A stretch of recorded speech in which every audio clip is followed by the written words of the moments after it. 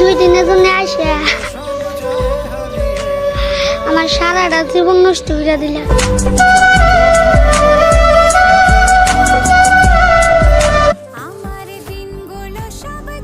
मेरे मालिक थोड़ा तो रहम कर, नहीं तो तेरी दी हुई जिंदगी तुझे ही वापस कर दूंगा।